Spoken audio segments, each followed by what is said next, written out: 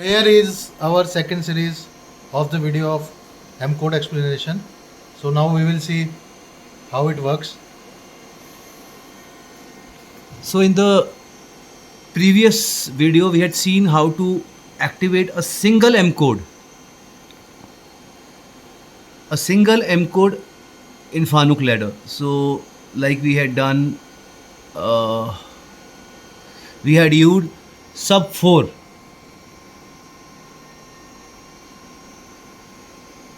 Yeah. So see in this example where in this particular instruction we can activate R6.5 using this instruction. When we write M05, then in that case R6.5 will be switched on, and when this R6.5 will be then again gives it, R6.5 will again give signal to G4.3, that is the completion signal, and the whole M code will be completed. Now in this video we will see how to activate one single in this video we will see how to activate a complete byte using a single instruction. In the earlier we were activating only one bit, that is R6.5. Only one M code will be activated via this instruction.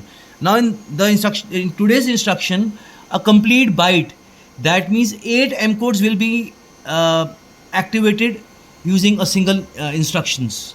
I'll show you. So that is sub 25. So how to search it? We'll write 25 and F search. F search means function search. So this is the instruction. It's called DECB.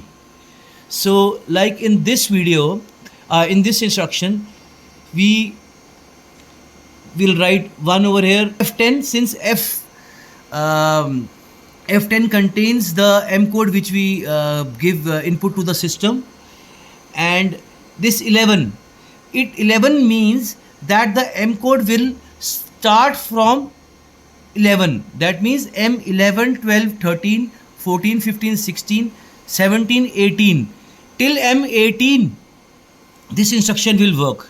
And when we write M11, in that case this R12.0 will switch on. If we write M12, then R12.1 will be switched on.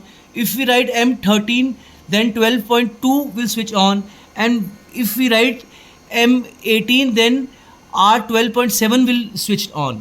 So this R12 synchronizes itself with this instruction.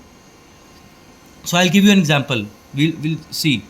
So if I write M11, in that case R12.0 switch on. So we'll just see it. M11 end of block insert 12.0 search. Right now it is off. So now I'll do cycle start, and this now R12.0 is on, and we can see this M instruction. It is not moving further. The M instruction is stuck. It is not completed yet. Why is it not completed? Because it is waiting for G4.3, which is a completion signal to get this pulse.